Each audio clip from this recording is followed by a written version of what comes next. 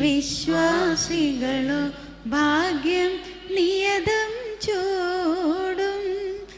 അവനൊരു നാളിൽ മൃതനായാലും ജീവൻ നേടും. അവനിൽ ആശ്രയിക്കുകയും അവൻ്റെ വചനത്തിൽ വിശ്വസിക്കുകയും ചെയ്യുന്നവൻ ഭാഗ്യവാൻ. അവനിൽ വിശ്വസിക്കുന്നവൻ മരിച്ചാലും ജീവിക്കും. ജീവിക്കുന്നവരോ പാപത്തിൽ മരിക്കുകയുമില്ല. എങ്ങനെ ജീവിക്കുന്നവര്? ഈ വചനത്തിൽ ജീവിക്കുന്നവർ. ആശ്രിതരായ നാഥൻ. ആശ്രിതരായ നാഥൻ കൈവെടിയില്ല, കാത്തരുളിടും നിത്യം. പാപാങ്കിതരായവരിലൊരാളും മൃതിയടയില്ല. അവനിൽ ആശ്രയിക്കുകയും അവന്റെ വചനത്തിൽ വിശ്വസിക്കുകയും ചെയ്യുന്നവൻ ഭാഗ്യവാൻ. അവനിൽ വിശ്വസിക്കുന്നവൻ മരിച്ചാലും ജീവിക്കും. ജീവിക്കുന്നവനോ പാപത്തിൽ മരിക്കുകയുമില്ല. അപ്പൊ ഇതല്ലേ നേരത്തെ പറഞ്ഞത്? ഓക്കെ, അടുത്തത് ദൈവകുമാരൻ ഭൂവിൽ മാനവനായി തിരുവവതാരം ചെയ്തു. കന്യകയിൽ നിന്നവനൊരു നാളിൽ ജാതനുമായി. ദൈവത്തിന്റെ ഏകപുത്രൻ ലോകത്തിൽ അവതരിക്കാൻ തിരുമനസ്സാകുകയും മാലാഖമാരുടേക്കാൾ ഉപരിയായ പ്രകൃതിയിൽ കന്യകയിൽ നിന്ന് ജനിക്കുകയും ചെയ്തു. അതാണ് ഈ പുതിയ നിയമം, പുതിയ ഈശോ, പുതിയ വചനം. തുടർന്ന് രോഗം സദയം നീക്കി മൃതരിൽ ജീവൻ പുനരവനേകി മോദാൻ. പുനരുത്ഥാനം ചെയ്തൊരു നാഥൻ സ്വർഗം പോകി. അവിടുന്ന് രോഗികളെ സുഖപ്പെടുത്തി, എല്ലാവരും മരിച്ചവരെ ഉയർപ്പിച്ചു, പിശാചുക്കളെ ബഹിഷ്കരിച്ചു, മരണത്തെ പരാജയപ്പെടുത്തി. എന്തെന്നാൽ അവിടുന്ന് മരിക്കുകയും ഉയർത്തെഴുന്നേൽക്കുകയും സ്വർഗത്തിലേക്ക് കയറുകയും ചെയ്തു. ഇതാണ് നമ്മൾ പല പ്രാവശ്യം കുർബാനയിൽ പ്രാർത്ഥിക്കുന്നുണ്ട്, പറയുന്നുണ്ട്. അവൻ മരണത്തെ തൻ്റെ മരണത്താൽ പരാജയപ്പെടുത്തി. അവൻ പിശാചിനെ നശിപ്പിച്ചു, സൃഷ്ടികൾക്ക് പുതുജീവൻ നൽകി. ഇതൊക്കെ നമ്മൾ പറയുന്നുണ്ട്. പിശാചിനെ കുരിശിലൂടെ എന്ത് ചെയ്തു? നശിപ്പിച്ചു. എന്നിരുന്നാലും പിശാചുണ്ട്. എന്തുപോലെയാണ്? ഇപ്പോൾ ഒരു പാർട്ടി കേരളത്തിലെ കഴിഞ്ഞ മിനിസ്ട്രി വേറൊരു മിനിസ്ട്രി ആയിരുന്നു. ഇലക്ഷൻ വന്നപ്പോൾ അവർ തോറ്റു, വേറൊരു ഗവൺമെൻറ് വന്നു. അപ്പോൾ അവരവിടെ പോയിപ്പോൾ അവരുണ്ട്, പക്ഷെ അവരാരാണ്? തോറ്റ പാർട്ടിയാണ്. അവരുണ്ട്, പക്ഷെ അവർ അധികാരത്തിലുണ്ടോ എന്ന മാതിരിയാണ്. പിശാച് വലിയ അധികാരത്തിലേക്ക് ഇരുത്തിയിരുന്ന ഒരാളായിരുന്നു. പക്ഷെ കർത്താവ് ഈശോ മിശിഹ വന്നതോടെ പിശാചിന്റെ അധികാരത്തെ പരാജയപ്പെടുത്തി രാജ്യം സ്വന്തമാക്കി യേശുക്രിസ്തു സ്വർഗരാജ്യ മഹാരാജാവായി പുതിയ രാജ്യത്വം സ്ഥാപിച്ചിരിക്കുന്നു. രാജ്യത്വം സ്ഥാപിക്കുക മാത്രമല്ല, പിശാചിനെ പരാജയപ്പെടുത്തി കഴിഞ്ഞിരിക്കുന്നു. ഇത് നിങ്ങൾ വിശ്വസിക്കുന്നുവോ? അപ്പോൾ പിശാച് ഇപ്പോ എവിടെയാണ്? ഒപ്പോസിഷൻ പാർട്ടിയാണ്. മുമ്പ് അധികാരത്തിലിരുന്ന പാർട്ടി ഇപ്പോ എന്ത് പാർട്ടിയായി? Opposition party. എന്ന പോലെ പിശാച് ഉണ്ട്, അവര് നിന്നോട്ടെ, അവര് വളർന്നോട്ടെ. പക്ഷെ അധികാരം ആർക്കാണ്? ദൈവം പാർട്ടിക്കാണ്. നമ്മൾ ഏത് പാർട്ടിക്കാരാണ്? ദൈവം പാർട്ടിയാണ്. നമ്മളെ പിശാചിന്റെ പാർട്ടിക്ക് വല്ലതും ചെയ്യാൻ പറ്റുമോ? ഇല്ല. കാരണം നമ്മൾ ദൈവത്തിന്റെ കൂടെയാണ്, ദൈവത്തിന്റെ ശക്തി വലയത്തിലാണ്, സംരക്ഷണത്തിലാണ്. എന്നാൽ പിശാചിന്റെ പാർട്ടി അവിടെ ഇവിടേക്ക് ഉണ്ട്. അപ്പൊ കർത്താവ് പറയാണ് അത് സാരമില്ല, അവരവിടെ നടന്നോട്ടെ, ഇനി കൂടുതൽ സഹിക്കാൻ പറ്റില്ലെങ്കിൽ എൻ്റെ പേര് പറഞ്ഞാൽ മതി, അവർ പോയിക്കോളും. അതല്ലേ പറഞ്ഞത്, എൻ്റെ നാമത്തിൽ അവർ പോയിക്കോളും.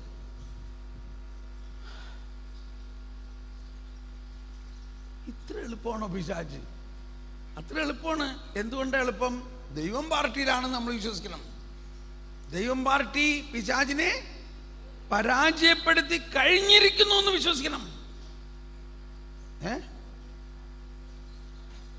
പുനരുത്ഥാനം വഴി, കർത്താവെ, പുനരുത്ഥാനം വഴി നീ മരണത്തെ കീഴടക്കുകയും സാത്താനെ പരാജയപ്പെടുത്തുകയും സൃഷ്ടികൾക്ക് നവജീവൻ നൽകുകയും ചെയ്തു. നമ്മുടെ കാറോസിസാലുള്ള ഉയർപ്പ് കാലത്ത്. അപ്പൊ പുനരുത്ഥാനം വഴി മരണത്തെ കീഴടക്കി പിശാചിനെ പരാജയപ്പെടുത്തി സൃഷ്ടികൾക്ക് നവജീവൻ. മനുഷ്യൻ മാത്രമല്ല, സകല സൃഷ്ടിക്കും നവജീവൻ. ഇത് ഏത് വിൽപത്രത്തിലുള്ളതാണ്? പഴയതിലോ പുതിയതിലോ? പുതിയതില്. പഴയതിൽ ഇതില്ല. കാരണം പഴയതിൽ യേശുക്രിസ്തു പുനരുത്ഥാനത്തിൽ നടത്തിയിട്ടില്ല. ഇത് മനസ്സിലാകുമ്പോൾ ഭയങ്കര സന്തോഷം വരുന്നുണ്ടോ ഇല്ലയോ? ഉണ്ടോ? ഈ സന്തോഷമുണ്ടെങ്കിൽ പിന്നെ നിങ്ങൾക്ക് വിശ്രമം കിട്ടില്ല. നിങ്ങളെ കർത്താവ് എടുത്തങ്ങ് ഉപയോഗിക്കും. ഒരു ദിവസം നിങ്ങൾക്ക് റെസ്റ്റ് ഇല്ല. ഇപ്പൊ നോക്കിയേ, ഞാൻ കഴിഞ്ഞ ഒരു മാസം മുഴുവനും ഈ പൊരിയുന്ന വെയിലത്ത് ഖത്താറിൽ ഒരു മാസം മുഴുവനും 30-ാം തീയതി 1-ാം തീയതി രാവിലെ ഞാൻ വന്നു, 3-ാം തീയതി ഇവിടെ എത്തിയില്ലയോ. ഇനി ഈ ധ്യാനം നാളെ കഴിഞ്ഞാൽ മറ്റന്നാള് എവിടെയാണ്?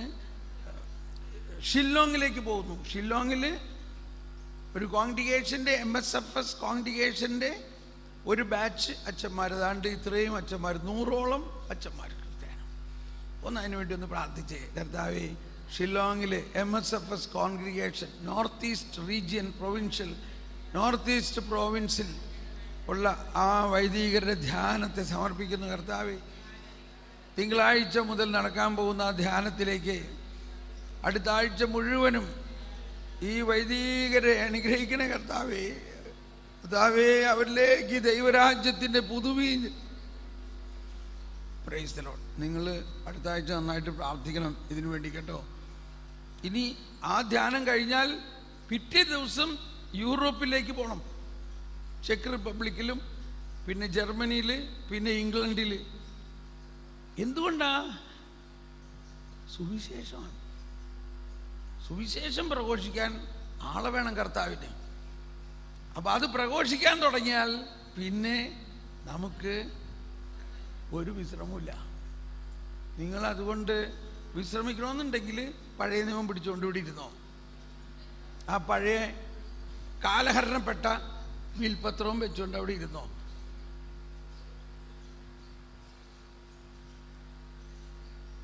എന്തൊരു കാലഹരണപ്പെട്ട വിൽപത്രമാണ്. പലരും നമ്മളിപ്പോൾ വിമർശിക്കുകയല്ല, ഇത് വളരെ പ്രധാന ഒരു കാര്യമാണ്. ഈ സന്തോഷത്തിൻ്റെ സുവിശേഷം എന്ന മാർപ്പാപ്പയുടെ ആ ലേഖനത്തിൽ ഇതെല്ലാം വിശദീകരിച്ചിട്ടുണ്ട്. ഈശോ മിശിഹാ പറഞ്ഞ വചനം പ്രഘോഷിക്കൂ. അപ്പോൾ ഇവിടെ നമ്മൾ കേട്ടു. അത് ഞാൻ ഇതിൽ നമ്മൾ ഈ കുർബാനയെ തന്നെ ബേസ് ചെയ്തിട്ട് പോയി ഞാൻ വെച്ചാലും ദൂഷ്യമൊന്നുമില്ല. കാരണം ദിസ് ഈസ് മോർ ഓതന്റിക് ഇല്ലേ? ഇത്രയും ഓതന്റിക് ആയിട്ടുള്ള ഒരു ടീച്ചിങ് എവിടെയാണ് വേറെ ഉള്ളത്? Liturgy is the most authentic teaching ഇല്ലേ? ലിറ്റർജിയിലുള്ള കാര്യങ്ങളാണ് നമ്മൾ പറയുന്നത്. ഇനി നമ്മൾക്ക് അധികമില്ല. അതിൻ്റെ അവസാനം അവിടുന്ന് ശിഷ്യന്മാരുടെ മേൽ അതും കൂടി വായിച്ചേക്കാം.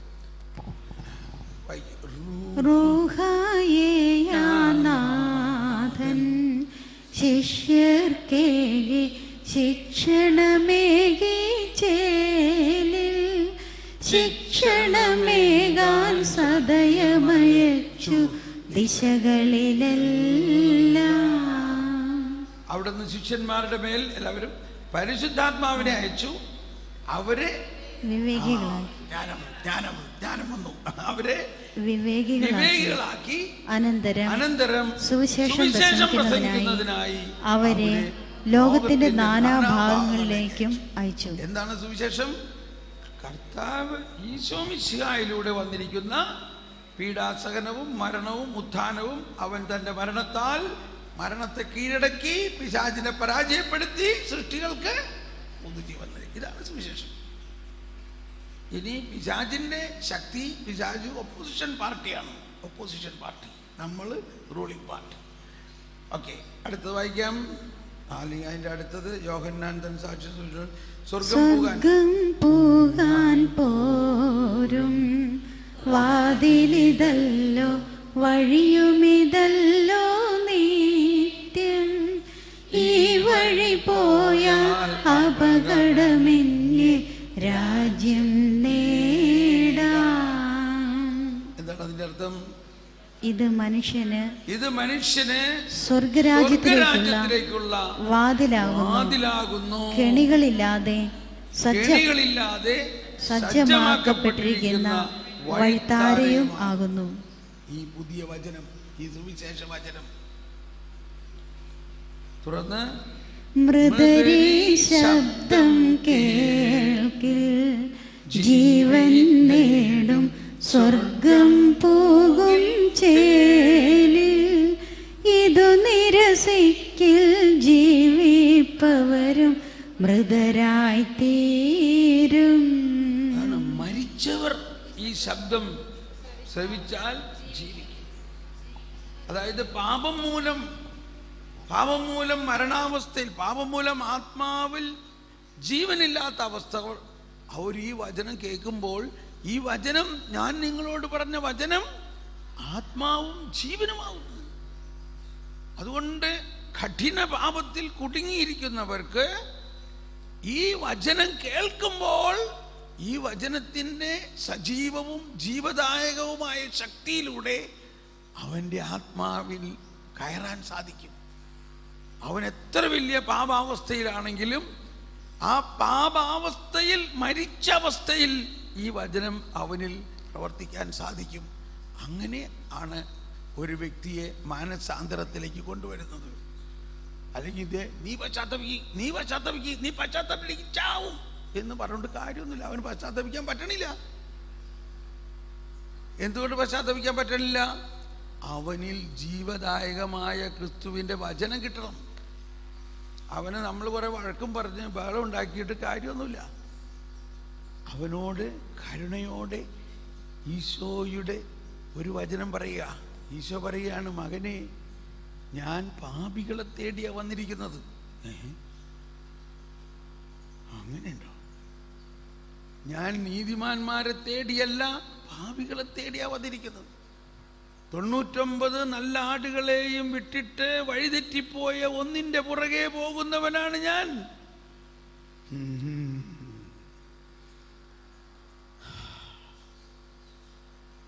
അത് കേൾക്കുമ്പോൾ തന്നെ ഉള്ളിൽ എന്തോ ഒരു സമാധാനമില്ലേ? നമ്മള് ഫരിസേയര് ആടുകളുടെ പുറകെ പോയത് എന്തിനാ? അവൻ ചെയ്യുന്ന പ്രശ്നമുണ്ട്, അവനെ പിടിക്കുക, അവനെ ശിക്ഷിക്കുക, അടിക്കുക, കൊടു. ഇതല്ല സുവിശേഷം.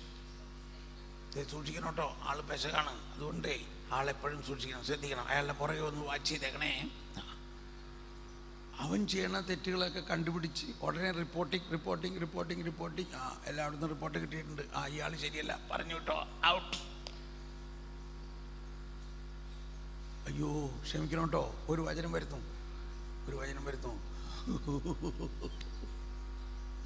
ഈ മത്തായി 23-ാം അധ്യായം മഹാപേശക അധികം വായിക്കാറില്ല അത്, എങ്കിലും അതിൽ പറഞ്ഞിരിക്കുകയാണ്, അവരുടെ മഠത്തിൽ ചേർക്കാൻ. കപട നാട്ടിക്കാരായ നിയമജ്ഞരെ, ഫരിസേയരെ, നിങ്ങൾക്ക് ദുരിതം. ഒരുവനെ നിങ്ങളുടെ മതത്തിൽ ചേർക്കാൻ നിങ്ങൾ കടലും കരയും ചുറ്റി സഞ്ചരിക്കുന്നു. മഠത്തിൽ ചേർക്കാന്നല്ലേ, ചെറിയ വ്യത്യാസമുള്ളൂ. എന്താണ്? ഒരുവനെ നിങ്ങളുടെ മതത്തിൽ ചേർക്കാൻ നിങ്ങൾ കടലും കരയും ചുറ്റി സഞ്ചരിക്കുന്നു. വൊക്കേഷൻ പ്രൊമോഷൻ ഇല്ലേ? എന്തോരം പേരാണ് വൊക്കേഷൻ പ്രൊമോഷൻ, എന്തോരം കാശ് ചെലവാക്കി, എന്തോരം ഡെഡിക്കേറ്റ് ചെയ്തിട്ട് ഓടി നടന്ന് ഒരുവനെ മഠത്തിൽ ചേർക്കാൻ. ശരിയല്ലേ? ചേർന്ന് കഴിയുമ്പോൾ നിങ്ങൾ അവനെ നിങ്ങളുടെ ഇരട്ടി നരകസന്തതിയാക്കി തീർക്കുന്നു. ഇല്ല, ഞാനത് പറയൂല. പറയണ്ടല്ലേ, നമുക്ക് പറയണ്ട. അത് നമുക്ക് ആപ്ലിക്കബിൾ അല്ലേ ഏതായാലും. അപ്പൊ എന്തോരു വേദനയാണ് ഈശോയുടെ വേദനയുടെ ഹൈറ്റ്. പലരും പറയും ഈശോ ഇങ്ങനെ വിമർശിക്കണം. ഈശോയുടെ വേദനയുടെ ഏറ്റവും ഉച്ചകോടിയാണ് ഈ പറയണത്. ഒരുവനെ നിങ്ങളുടെ മതത്തിൽ ചേർക്കാൻ നിങ്ങൾ ഭയങ്കര കാര്യമൊക്കെ. അവൻ ചേർന്ന് കഴിയുമ്പോൾ പിന്നെ അവന് ഈ സകല നിയമങ്ങളും പറഞ്ഞ് അവൻ എങ്ങനെയെങ്കിലും നിങ്ങളെ ഇരട്ടി നരക സംഗതിയാക്കുന്നു. എൻ്റെ കർത്താവേ, എന്ന പോലെ എൻ്റെ പ്രിയപ്പെട്ട അമ്മമാരെ, ഒരുവളെ നിങ്ങളുടെ മഠത്തിൽ ചേർക്കാൻ കരയും കടലും കടന്ന് വൊക്കേഷൻ പ്രൊമോഷനൊക്കെ നടത്തി നമ്മൾ കഷ്ടപ്പെട്ട് ഇവരെ വിളിച്ചു കൊണ്ടുവന്നു കഴിഞ്ഞപ്പോൾ പ്രൊമോട്ടറുടെ കാര്യം കഴിഞ്ഞു. പിന്നെ അവർ ഇവിടെ വേറെ ആൾക്കാരാണ് പിന്നെ കൈകാര്യം ചെയ്യണത്. എന്താ കുട്ടിയുടെ പേര്, എവിടെയാ വീട്, എന്താ വീട്ടുപേര്? വീട്ടുകാരൊരു പാരമ്പര്യ ദൂഷ്യമുള്ളവരാണല്ലോ. നീ ആ കുടുംബത്തിൽ നിന്നാണോ? നിന്റെ അപ്പാപ്പന് ഇങ്ങനെ ഒരു തെറ്റ് ചെയ്തിട്ടുള്ളതാണല്ലോ. ഈ പാരമ്പര്യം, പൂർവശാപം,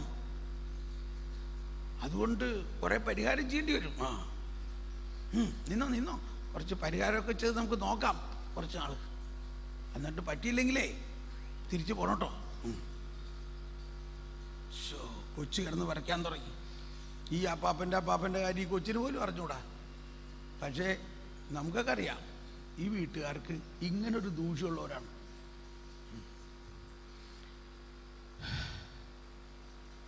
ഇത് ഞാൻ പറയുമ്പോൾ ചില കേസുകൾ ഉള്ളിൽ കിടക്കണ്ടേ. അപ്പം നമ്മൾ കർത്താവ് ഈശോമിശ ഇതൊക്കെ നോക്കിയോ? കർത്താവ് ഈശോമിശ വന്നിരിക്കുന്നത് എന്തിനാണ്? എല്ലാ പാരമ്പര്യങ്ങളെയും മാറ്റി പുതിയ പാരമ്പര്യം, ഈശോയുടെ പാരമ്പര്യം തന്നെ നോക്കിയേ. മത്തായിയുടെ സുവിശേഷം 1-ാം അധ്യായത്തിൽ അവൻ്റെ ഈശോയുടെ ഈശോയുടെ വംശാവലി നിങ്ങൾ വായിച്ചിട്ടുണ്ടോ? അതിനകത്ത് നോക്കിയേ, യൂദായ്ക്ക് താമാറിലുണ്ടായ മക്കളാണ് പേരസും സേറായും. താമാർ ആരായിരുന്നു? താമാർ യൂദായുടെ ഭാര്യ ആയിരുന്നോ? അല്ല. ആരായിരുന്നു? യൂദായുടെ മരുമകളായിരുന്നു. മരുമകളായിരുന്ന താമാർ മകൻ മരിച്ചു. യൂദായുടെ മകൻ മരിച്ചു കഴിഞ്ഞപ്പോൾ അവളെ പറഞ്ഞു വിട്ടു വീട്ടിലേക്ക്. എന്ത് അക്രമം നോക്കി. അവൾക്കിത് ഭയങ്കര പ്രയാസമായി കാണും.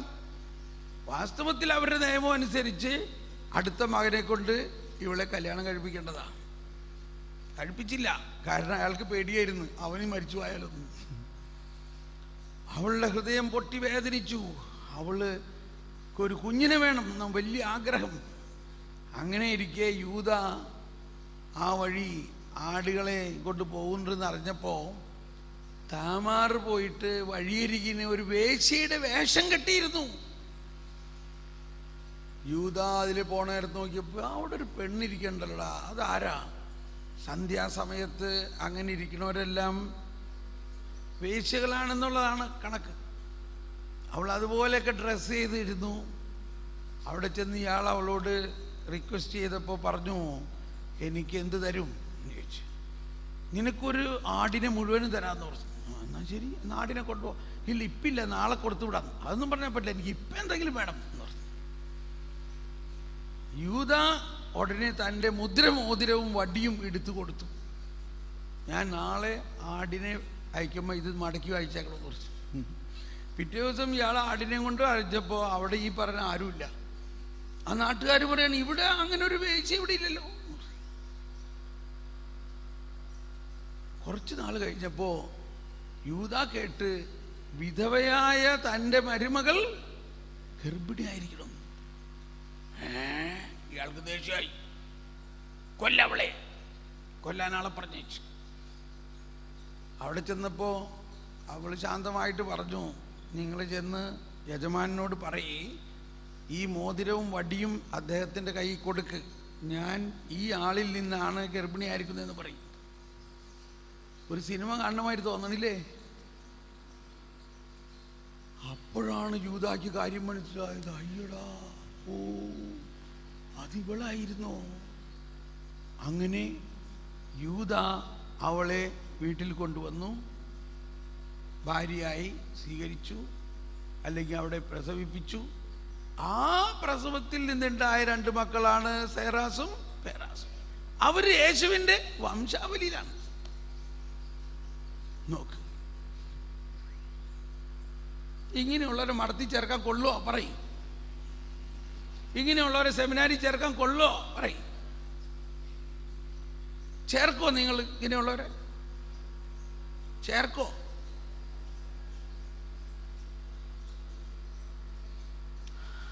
അത് കഴിഞ്ഞിട്ട് പിന്നെ വംശാവലിയിൽ 4 സ്ത്രീകളുടെ പേരുണ്ട്.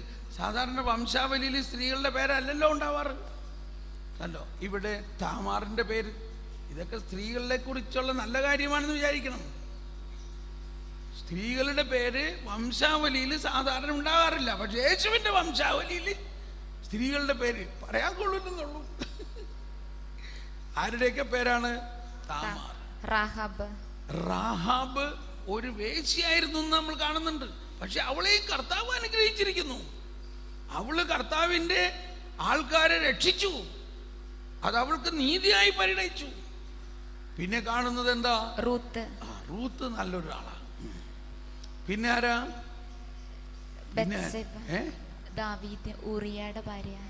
കണ്ടോ, ഇത്രയും ജ്ഞാനിയായ സോളമൻ. നിങ്ങൾ ഇത്രയും നാളും ചോദിച്ചില്ല ഒരു ചോദ്യം. എന്താണ് ചോദിക്കേണ്ടിയിരുന്നത്?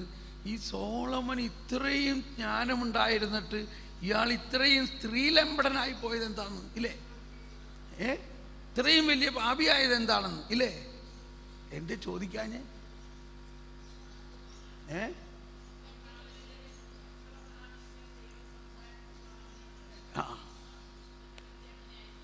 അതാണ്, ഇതൊക്കെ ചോദിക്കണമായിരുന്നു. നിങ്ങൾക്കെല്ലാം അറിയാം എന്നുള്ളതുകൊണ്ടായിരിക്കും ചോദിക്കാഞ്ഞത്. ഓക്കെ, ശ്രദ്ധിച്ചോ? സമയം കഴിഞ്ഞല്ലോ. ദൈവമേ, ചായയൊക്കെ തണുത്ത് പോയിട്ടുണ്ടാവും. അപ്പൊ സോളമനെ കുറിച്ച് എന്താ അവിടെ എഴുതിയിരിക്കുന്നത്? സോളമൻ ദാവീദിന് ഊറിയായുടെ ഭാര്യയിൽ നിന്ന് ജനിച്ച ആളാണ് സോളമൻ. ഇതെല്ലാം എവിടെയാണ്? യേശുവിൻ്റെ വംശാവലിയിലാണ്. മനസ്സിലാക്കണം. എന്നിട്ട് ഈ ദുഷിപ്പോ അല്ലെങ്കിൽ ഈ പാപാവസ്ഥയോ ഈ അശുദ്ധാവസ്ഥ ഔസേപ്പിലോ മാതാവിലോ വന്നിട്ടുണ്ടോ? ഉണ്ടോ? ഇല്ല. അതാണ് രക്ഷാകര പദ്ധതി. അതുകൊണ്ട് നിങ്ങളുടെ മഠത്തിൽ വരുന്ന ആരെയും അവരുടെ പൂർവ്വകാലത്തെ നോക്കി നിങ്ങൾ വിധിക്കരുത്. ഒരുപാട് കന്യാസ്ത്രീമാർ അങ്ങനെ നമുക്ക് നഷ്ടപ്പെട്ടിട്ടുണ്ട്. പലരും അവരുടെ പാരമ്പര്യവും ഇതെല്ലാം പറഞ്ഞ് അവരെ കൊണ്ട് പരിഹാരം ചെയ്യിപ്പിച്ച് കഷ്ടപ്പെടുത്തി പറഞ്ഞു വിട്ടിട്ടുണ്ട്. ഇതെല്ലാം എന്തുകൊണ്ട്? പഴയ നിയമത്തിൽ പറഞ്ഞിട്ടുണ്ട്, ഇത്ര തലമുറയിൽ വരെ നിങ്ങൾക്ക് ശാപം ഉണ്ടാവും. അങ്ങനെയുള്ളവരെയൊക്കെ നമ്മുടെ കോൺവെന്റിൽ വന്നു കഴിഞ്ഞാൽ പിന്നെ കോൺവെന്റിന് തന്നെ ശാപമാവും. അതുകൊണ്ട് ഇവിടെ നിർത്തണ്ട. അതല്ല സുവിശേഷം. എന്ത് സംഭവിച്ചു? ഈ മൂശയുടെ കാലത്ത് പറഞ്ഞിരിക്കുന്ന ആ അവസ്ഥയും ഇന്നത്തെ മനുഷ്യന്റെ ജീവിതത്തിനും ഇടയ്ക്ക് എന്തെങ്കിലും സംഭവിച്ചോ? എന്ത് സംഭവിച്ചു? പറഞ്ഞേ. ക്രിസ്തു വന്നു. ക്രിസ്തു വന്നിട്ട് എന്ത് ചെയ്തു? ഈ ശാപവും പാപവും അതിൻ്റെ ശിക്ഷയും ക്രിസ്തു ഏറ്റെടുത്തു. അപ്പൊ ഇപ്പൊ ആരെങ്കിലും പൂർവശാപമുണ്ടെന്ന് പറയുകയാണെങ്കിൽ അതിൻ്റെ അർത്ഥം ആ വ്യക്തി യേശുക്രിസ്തുവിൽ വിശ്വസിക്കുന്നേ ഇല്ല. യേശുക്രിസ്തുവിൽ വിശ്വസിച്ച് യേശുക്രിസ്തുവിൽ ജ്ഞാനം സ്വീകരിച്ചിരിക്കുന്ന ഒരു വ്യക്തിക്ക് എങ്ങനെ പൂർവശാപം ഉണ്ടാവും? പറയും. ഉണ്ടാവോ? ഉണ്ടാകുമോ? മേ ബി ആ കുടുംബത്തിൽ പാരമ്പര്യമായിട്ട് ഒരുപാട് തിന്മ ഉണ്ടായിരുന്നിരിക്കാം. പക്ഷേ ഈ കുഞ്ഞ് ജ്ഞാനസ്നാനം സ്വീകരിച്ചതോടെ, യേശുക്രിസ്തുവിൽ വിശ്വസിച്ചതോടെ ഈ പഴയ ശാപവും തിന്മയും മുഴുവനും മുറിക്കപ്പെട്ടുവോ? മുറിച്ചു മാറ്റപ്പെട്ടുവോ? മുറിച്ചു മാറ്റപ്പെട്ടു. അതുകൊണ്ട് നമ്മളുടെ അടുത്ത് വരുന്ന കൊച്ചുകള്, ഫോർമീസ്, അവരുടെ പാരമ്പര്യമൊന്നും നമ്മുടെ അടുത്തേക്ക് കൊണ്ടുവരുന്നില്ല. ഇതൊക്കെ എന്തിനാ പറയണെന്നൂടാ, എവിടെയെങ്കിലും ആർക്കെങ്കിലും എന്തെങ്കിലും ഉപയോഗം ഉണ്ടാവുമായിരിക്കും. നമ്മുടെ വിശ്വാസത്തിൻ്റെ കരുത്തുണ്ടാകുന്നത് ഈ യേശുവിൻ്റെ രക്ഷാകര രഹസ്യത്തിൻ്റെ പൂർണ്ണമായ ശക്തി നമ്മൾ അറിയണം. നമ്മളിപ്പോഴും പൂർവശാപവും പാപശാപവും പറഞ്ഞുകൊണ്ടിരിക്കുകയാണെങ്കിൽ നമ്മൾ അങ്ങനെയുള്ളവർ യേശുക്രിസ്തുവിൽ പൂർണ്ണമായി വിശ്വസിക്കുന്നില്ല എന്നർത്ഥം. യേശുക്രിസ്തുവിൽ വിശ്വസിക്കുന്നവൻ്റെ കാര്യം ഇതാ പറഞ്ഞ, മരിച്ചവർ പോലും എന്ന് പറഞ്ഞാൽ മാരകമായ പാപത്തിലായിരിക്കുന്ന അവസ്ഥയിലും യേശുവിൻ്റെ വചനം അവനെ മാറ്റിമറിക്കും. ഒന്ന് സ്തുതിച്ച് നന്ദി പറയാം. കർത്താവേ സ്തോത്രം, യേശുവേ നന്ദി. Hallelujah, hallelujah, hallelujah. ഞങ്ങളിൽ വസിക്കുന്ന പരിശുദ്ധാത്മാവേ, എല്ലാവരും ഞങ്ങളിൽ വസിക്കുന്ന യേശുവേ, ഞങ്ങളിൽ വസിക്കുന്ന ജീവദായകമായ വചനമേ, ഞങ്ങളിൽ വസിക്കുന്ന ജീവദായകമായ വചനമേ, ഞങ്ങൾക്ക് പുതിയ ആശയങ്ങൾ തരണമേ. ഞങ്ങൾക്ക് പുതിയ ആശയങ്ങൾ, ഞങ്ങളിലുള്ള പഴയ ആശയങ്ങളെ പിഴുതു മാറ്റണമേ. ഞങ്ങളിലുള്ള ആത്മീയ അന്ധത അകറ്റണമേ. ആത്മീയ അന്ധത ഞങ്ങളുടെ ബുദ്ധിയെ പ്രകാശിപ്പിക്കണമേ. ഞങ്ങളുടെ ബുദ്ധിയെ പ്രകാശിപ്പിക്കണമേ. Hallelujah, hallelujah, hallelujah.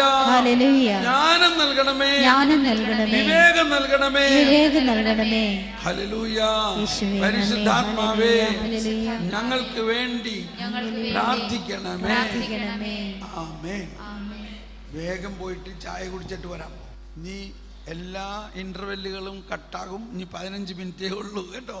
എന്നിട്ട് നമുക്ക് അടുത്ത ക്ലാസ്സിലേക്ക് പ്രവേശിക്കണം. 15 മിനിറ്റ് ഇന്റർവെല്ല്, ചായ കുടിച്ചിട്ട് വരാം. 11:45 വരണം. Thank you.